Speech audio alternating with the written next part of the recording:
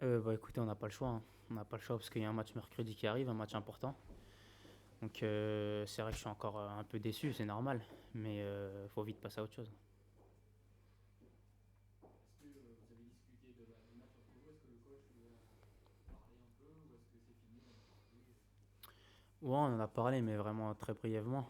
Maintenant, comme je vous l'ai dit, il faut regarder devant. Il y a le match important mercredi, samedi. Donc on n'a pas le temps de se lamenter sur notre sort. Il faut vite se remettre au travail et essayer de gagner mercredi pour atteindre nos objectifs, tout simplement. On a vu dans le jeu samedi, bon, c'était très intéressant, le LOSC a été au niveau. Est-ce que cette défaite, il n'y a pas la crainte de ne pas retrouver ce rythme qui était de 6 victoires consécutives? Non, parce que ouais, ces matchs-là, c'est des matchs à part. C'est des matchs à part. On était au courant avant de jouer le match, c'est des matchs de gala. Donc là, on va retrouver notre quotidien, le championnat. Et il reste 4 finales. Il faut gagner le plus de matchs possible et avancer, tout simplement. Inversement à ce que vient de dire Jean, est-ce qu'on peut penser aussi que votre prestation face à cette équipe de Paris qui est quand même au-dessus du lot, vous les avez quand même, voilà, vous avez quand même été là, quand vous avez été présent. Ça ne peut pas vous inciter pour les 3 derniers matchs à faire carton plein, à vous aider à faire carton plein dans la tête, moralement. Oui, oui, bien sûr. Au niveau de la confiance, ça peut nous aider. Surtout que on a rivalisé avec cette équipe de Paris en début de deuxième mi-temps. Cette équipe de Paris a vraiment, vraiment eu du mal contre nous. Surtout à 10 contre 11 après. Et bien sûr qu'au niveau de la confiance, on peut se dire qu'on a rivalisé avec une très grande équipe européenne et qu'on peut essayer de gagner le plus de matchs possible sur les 4 qui arrivent. Qu'est-ce que vous avez appris? Qu'est-ce que tu vas retenir sur le plan personnel et sur le plan collectif de cette finale? Bah, tout simplement que les grands matchs, ça se joue à des détails. Ça se joue à des détails face à de grands joueurs. On n'a pas de place, on n'a pas la place pour réfléchir, pour entre guillemets, faire une erreur, parce que ça se paye cash. Ça se paye cash avec des grands joueurs. Et donc voilà, maintenant, le haut niveau, ça se joue à des détails. On est encore jeune, la plupart, même les trois quarts, c'était la première finale au Stade de France, premier match, première finale. Donc eux, ils sont habitués, ils jouent presque tout le temps et ils ont dû en avoir 20 ou 30 des matchs comme ça dans leur carrière. Et l'expérience aussi nous a fait défaut durant ce match. Pour revenir au match de mercredi à Angers, ça va être un match particulier pour vous?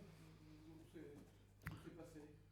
Non, bien sûr, c'est un match à part parce que je retrouve mon club formateur, là où j'ai grandi, là où j'ai fait toutes mes gammes. Après, pour moi, ça reste un match normal. À la fin, il n'y aura que 3 points à gagner. Donc pour moi, c'est un match normal, mais bien sûr que ça me fait plaisir de retrouver mon ancien club. Vous les connaissez mieux que tout le monde. Vous êtes surpris de leur saison? Non, non, pas du tout, parce que c'est un club qui travaille très très bien. Le club ne cesse de grandir et de progresser ces dernières années. Tout ce qu'ils ont aujourd'hui, ils le méritent. Sophia, pour revenir à la finale, tu as été étonné que les 3 buts soient marqués sur 3 grossières erreurs, d'un côté comme de l'autre. D'habitude, il y en a peut-être une. Là, franchement, tout le monde a bien canassé le match et puis il y a eu 3 grosses erreurs. Le coup franc de Sibilé, Hmm. enfin, Ah, c'est sûr. tu les as vus. Ouais, ouais, c'est vrai que, bah, comme je l'ai dit à votre collègue, le match se joue sur des détails, hein. Là, on leur a donné les 2 buts. On leur a donné les 2 buts et c'est ça qu'on se le reproche entre nous. C'est que, encore, s'ils avaient marqué sur des buts, sur des exploits, on a juste à leur dire bravo. Mais là, malheureusement, on leur a donné ces buts-là. Et c'est frustrant. Ce qui se passe parfois en championnat où vous avez la réussite de ne pas avoir un Di Maria ou un autre qui va rater, mettre à côté, vous pouvez le ressentir en Coupe de France, ça passe pas. Enfin, face à Paris Saint-Germain, ça ne passe pas. Hmm. Et vous pourrez garder cette chance un petit peu en championnat où ils sont peut-être moins adroits. Oui, mais au haut niveau, toutes les erreurs se payent cash, hein. Donc, ouais, c'est sûr qu'on rencontre pas des Di Maria, des Ibrahimovic tous les week-ends. Mais ce match-là va nous servir pour l'avenir et j'espère va nous servir déjà pour les 4 matchs qui arrivent. Sur un plan personnel, qu'est-ce que tu penses de ta finale? Est-ce que tu penses que tu es passé à côté et que bon, c'est une expérience qui va t'aider?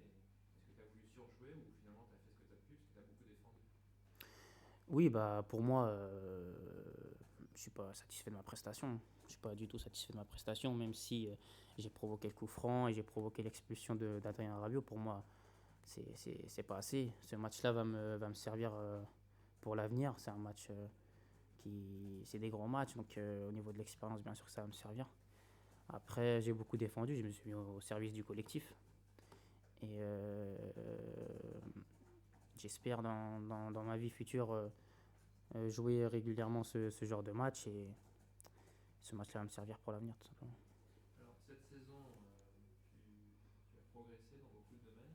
En tout cas, c'est ce que disent tous les techniciens, les partenaires aussi. Comme on ne t'a pas entendu, donc je vais poser la question à toi. Est-ce que tu peux m'expliquer ce que tu as travaillé spécifiquement avec Frédéric Antonetti et en quoi tu es un joueur plus complet aujourd'hui? Bah, tout simplement, avec le coach Antonetti, on a beaucoup parlé, on fait beaucoup de vidéos, on analyse beaucoup mes matchs et je pense que j'ai progressé dans mon jeu sans ballon. Maintenant, je fais plus d'appels en profondeur. Et j'attends pas le ballon juste dans les pieds. Après, j'ai progressé au niveau défensif aussi. Je fais beaucoup plus d'efforts défensifs. Je me suis mis au service du collectif. Et après, j'oublie pas aussi mes anciens coachs, René Gérard ou Hervé Renard aussi, qui m'ont beaucoup appris. Mais le coach Antonetti, c'est vrai qu'il m'a beaucoup aidé. Et je les remercie pour ça. Qu'est-ce qui te dit? Alors, il y a eu aussi une gestion entre guillemets morale, c'est-à-dire qu'il y a eu des matchs où tu n'as pas joué, c'est ce que disait aussi Stéphane Moulin, c'est qu'à un moment, quand on te fait ça, tu es nettement meilleur sur la période tout de suite immédiate après le match, en entraînement, pour montrer que voilà, tu as le niveau pour jouer, et les entraîneurs te refont jouer immédiatement après. C'est aussi quelque chose qui t'a fait progresser, qu'on te mette sur le banc, parce que toi tu aimes jouer, d'abord jouer tout le temps pour le plaisir du jeu. Oui, bien sûr. Euh, Moi, je me remets souvent en question. Mais là, c'est vrai que quand je suis sur le banc, ouais, je suis dégoûté d'être sur le banc. On va pas se mentir, je suis dégoûté d'être sur le banc. Et je veux directement prouver à l'entraîneur que j'ai pas à être sur le banc et ma place est sur le terrain. Et c'est pour ça que je me bats à l'entraînement, je me bats tous les jours. Je travaille pour ça, pour jouer sur le terrain, c'est tout. Tu parlais de tes progrès, est-ce que toi, au fond de toi-même, tu te sens prêt à aller plus haut déjà? Parce que tu te dis, c'est encore un peu tôt, j'ai fait ma première saison en Ligue 1. Oui, bien sûr, on a tous cet objectif-là. Chaque joueur a un objectif d'aller le plus haut possible dans sa carrière. Après, moi, je prends les match après les matchs, je me prends pas la tête. Déjà, je me fixe pour à bien finir cette saison, jouer ces 4 derniers matchs, essayer d'aider mon équipe à accrocher une place européenne. Puis l'avenir, on aura le temps d'y penser plus tard. Bah, au club, tout le monde en parle. Hmm. Normalement, on te verrait plus la saison prochaine. Ça te surprend qu'on en parle? Toi, ton avis, c'est quoi? Non, le club a communiqué là-dessus. Ça, c'est leur droit. Moi, l'avenir, honnêtement, pour moi, l'avenir, il est là, les 4 matchs. Il y a des joueurs qui ont dit qu'ils allaient rester, qui sont partis. Il y a des joueurs qui ont dit qu'ils allaient partir, ils sont restés. Le foot, ça va vite, on sait pas de quoi il fait demain. Mais moi, je préfère me concentrer déjà sur les 4 derniers matchs. C'est important d'un point de vue personnel et aussi d'un point de vue collectif. Et après, l'avenir, on y pensera quand tout sera ça terminé. T'as une préférence sur les championnats? L'Angleterre, l'Espagne, l'Italie, qu'est-ce qui te plaît le plus? Non, moi, j'ai pas de préférence sur le championnat. Pour moi, c'est le projet du club en lui-même qui va m'intéresser. Ce que le coach compte faire de moi, ce que le club compte faire de moi. Et c'est plus le projet du club qui va m'intéresser, pas le championnat. Alors, après le match, tu as été moins langue de bois quand même, après la finale, tu nous as dit, bon voilà, quand même de grandes chances que je quitte Lille, parce que le club a communiqué, parce que c'est un peu... Est-ce que tu estimes que ta progression, pour partir dans un grand club, d'ailleurs c'est peut-être pas un grand club, ça peut être un club européen important, mais intermédiaire, justement, qu'est-ce qui va compter? C'est le fait que tu aies du temps de jeu et que tu puisses t'imposer et ne pas aller dans une étape trop importante. Et deuxième partie de la question, est-ce que tu estimes qu'il ne faut pas rester une saison de plus à Lille pour terminer la progression et pour être armé comme l'avait fait Eden Hazard? Oui, bien sûr qu'il y a plus de chances que je quitte le LOSC je reste bien sûr avec le club à communiquer là-dessus c'est clair au niveau du discours du coach et du président. Après, moi, mon objectif, mon premier objectif, c'est de progresser, de continuer à progresser. Et bien sûr que continuer à progresser, ça passe par le temps de jeu. J'ai pas envie de me brûler les ailes. Je suis quelqu'un de posé. Je sais ce que je veux faire. Moi, je vois pas trop haut. Je vois surtout dans mon prochain club avoir du temps de jeu. Après, bien sûr, c'est le terrain qui parle, c'est les prestations qui parlent. Mais je pense avant tout à progresser et à jouer tout simplement. Après, la deuxième partie de ta question, bien sûr, j'exclus aucune option. J'exclus aucune option. J'aime beaucoup ce club, j'aime beaucoup cette ville. Ici, on me donne tout pour réussir et tout pour progresser. J'ai tout pour progresser. Donc, pour moi, bien sûr, ça me dérangerait pas de rester un an de plus ici. Alors tu disais, enfin tu laissais entendre après le match que bon, d'ailleurs, c'est le mot que tu as prononcé, parce que moi j'avais parlé d'une qualification européenne et tu m'as dit Ligue des Champions. Donc ça veut dire qu'en fait, pour que tu restes, il faudrait, dans l'éventualité où l'équipe arrive à la troisième place. Je parle même pas de la deuxième. Non, non, du tout. Du tout. Après, la troisième. Une qualification directe pour, Une, quali- une- pour la quatrième place qui est directement sans passer par les phases préliminaires de la Ligue Europa, ça peut être une option. Oui, bien sûr, ça peut être une option. Après, faut que j'y réfléchisse bien, faut que je prenne mon temps là-dessus. C'est quelque chose où il faut bien réfléchir, bien en parler avec ses conseillers, ses proches. Ça vient pas du jour au lendemain. Donc, moi, j'ai comme objectif déjà, sans faire de langue de bois, mais vraiment, je pense vraiment à ça, de bien finir la saison, ces 4 matchs qui arrivent. Parce que avec le club, on peut se qualifier directement pour une Coupe d'Europe. La troisième place, ça va être un peu compliqué, même si les équipes ils s'affrontent entre eux. Donc ça va être. Mais on a comme objectif de finir quatrième. Oui. Sofiane, tu es arrivé ici à Lille pour une somme, on va dire, dans le football relativement dérisoire. Aujourd'hui, les sommes s'affolent sur ce qu'on sait de toi. Tu as intégré le fait que tu avais, en gros, tu étais un joueur, mais que tu avais une valeur marchande pour un club, pas une marchandise, mais que tu avais une valeur. Est-ce que ça tu l'as intégré maintenant en tant que jeune joueur? Oui, bien sûr. Bien sûr que je l'ai intégré. Et j'en suis conscient. Mais pour moi, c'est les clubs entre eux qui gèrent ça, moi. Que je sois vendu à 1 million, 2 millions ou 30 millions, ça, c'est pas un problème. Moi, comme je vous l'ai dit, c'est le club qui va m'acheter. Déjà, il faut que le club m'intéresse avec le projet temps de jeu, avec le projet du coach. Et après, c'est au club de se mettre d'accord, pas avec moi. On peut rien faire sans ton accord. Bien sûr, c'est. Pour On peut revenir en- au championnat, ça cavale devant. Parce que finalement, en dehors de ce match Rennes-Monaco hier qui fait plutôt vos affaires, quelque part, puisque Rennes a encore perdu des points à domicile, mais ça cavale quand même. Hein. Ça fait Lyon. Oui, bah nos adversaires, nos concurrents directs pour l'Europe, ils ont tous gagné. Donc là, on se l'est dit entre nous et on le sait. Hein, si on veut accrocher une place européenne, on doit faire un sans faute. Est-ce que justement les quelques jours là qui arrivent, on va finalement savoir assez vite? T'as l'impression que c'est les jours les plus importants de la saison? Bah déjà, on va pas se mentir, le match de mercredi est très important. Très important parce que ça va nous permettre de creuser l'écart pour la 6e place et de revenir en course pour la 4e place. Donc le match de mercredi est très important. Mais on va prendre match après match. Match contre Angers, contre Lorient. Mais on doit faire un sans faute. Oui, on aura déjà une première réponse, c'est sûr. Parlons d'Angers, tu connais vraiment bien cette équipe, une équipe qui est très très forte défensivement, comme vous, un petit peu une copie de ce que le LOSC a fait depuis des années, avec peut-être des caractéristiques différentes, avec Endoy qui est plus impressionnant au milieu et qui marque beaucoup cette année. Qu'est-ce que tu t'attends comme type de match? Ça va être très fermé, ce ne sera pas du tout comme Paris qui joue le jeu, qui laisse des espaces. Et vous avez beaucoup de mal, d'ailleurs, il y a beaucoup de mal contre Angers depuis plusieurs saisons. Oui, ça va pas être le même match que Paris. Ça, on en est conscient. Après, Angers est une équipe qui défend très très très très bien. Après, il ne faut pas oublier aussi le potentiel offensif d'Angers. Ils ont de très bons joueurs offensivement. Donc, Angers en contre-attaque aussi sont très performants. Donc, ça va pas être le même match, bien sûr. Mais on va jouer avec nos forces. on est dans une bonne période. On est sur 6 victoires consécutives.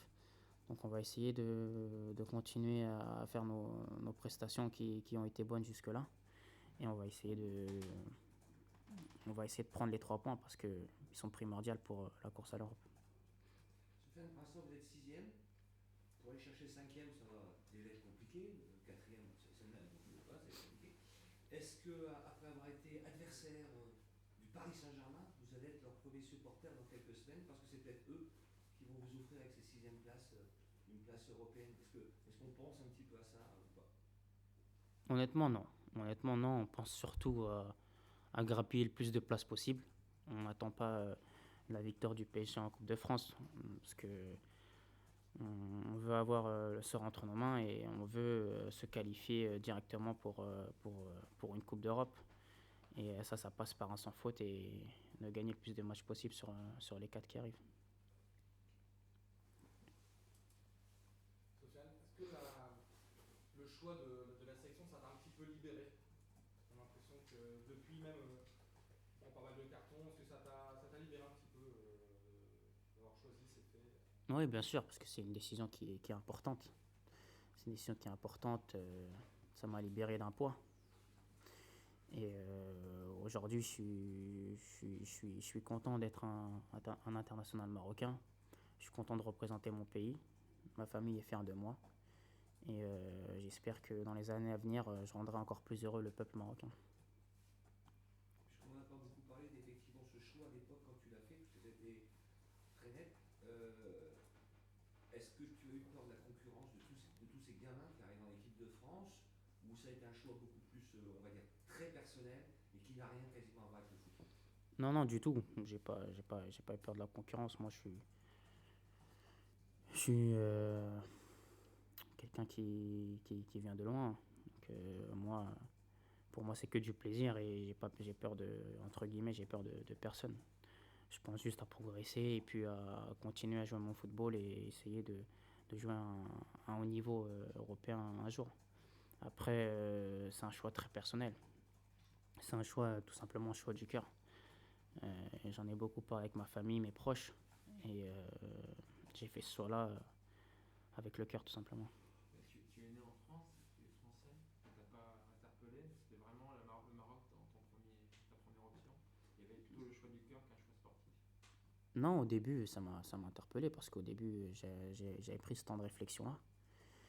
Et bien sûr que j'avais le choix entre guillemets, le choix sportif avec la France et le choix du cœur avec le Maroc.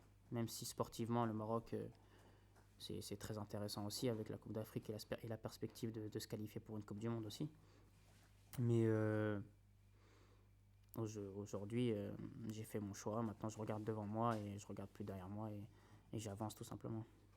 Est-ce que la Fédération française t'avait approché ou pas du tout, pas encore? Non, non, moi personnellement, la Fédération française m'a pas approché. Et non, j'ai eu aucun contact avec la Fédération française. Et bien sûr, après, j'oublie pas aussi ce que la France m'a apporté. C'est la France qui m'a formé, c'est la France qui m'a permis de grandir. Et j'oublie rien ce que la France m'a apporté. Et tu te sentais proche, plus émotionnellement et historiquement du Maroc, de par tes parents, de par tes origines? Oui, oui, après, je suis très attaché à mon pays. Ça, c'est normal. Mais la France aussi est mon pays. La France aussi est mon pays. Compliqué, hein? Donc c'est très compliqué, surtout quand on est jeune comme moi et que tout s'accélère en un an et demi. Donc bien sûr que c'est compliqué. Après, la France et le Maroc, pour moi, les deux sont mon pays. Donc la France, ça m'a permis. C'est quand même le pays qui m'a permis de grandir, de, de devenir un homme. J'ai été formé en France. La France a accueilli mes parents, les a beaucoup aidés. Donc, après, le Maroc aussi, c'est mon pays, c'est le pays de mes parents, c'est mon pays. Je suis très attaché à mon pays. Tu comprends ce que dit Stéphane Moulin, qu'il aurait préféré te voir en bleu? Oui, bien sûr, je comprends. Je comprends parce qu'il aurait espérer me voir au plus haut niveau international. C'est comme un deuxième père pour moi. C'est quelqu'un qui m'a vu tout petit, qui m'a vu grandir, qui a beaucoup fait pour moi. Bien sûr, je comprends ce qu'il a voulu dire, mais je connais très bien Stéphane Moulin et je sais qu'il respecte mon choix. Ouais, ouais, j'ai compris. Je sais qu'il respecte mon choix et qu'il est content pour moi. C'est un peu cornélien, parce qu'en fait, je sais que tu leur demandais de choisir entre ton père et ta mère. Ah, exactement. Exactement. C'est pour ça qu'il faut bien Quoi prendre. que tu fasses, on va te critiquer. Voilà, exactement. De toute façon, dans le foot, quoi que tu fasses, entre guillemets, on va te critiquer, hein. Donc, si t'es bon, le foot, c'est un éternel recommencement. Il faut toujours prouver, faut toujours être bon. Après, bien sûr, c'est compliqué parce que, comme vous l'avez dit, tu as le choix entre ton père et ta mère. Et c'est pour ça il faut prendre le temps de la réflexion, beaucoup en parler et faire ce choix-là tranquillement et pas se précipiter. En tout cas, t'es loin de regretter ça aujourd'hui avec ce qui s'est passé. Ah non, non, du tout, du tout, du tout. Ouais, c'était magique, c'était magnifique. C'était magique. Le peuple marocain m'a très bien accueilli. Et aujourd'hui, je regrette pas du tout mon choix, hein.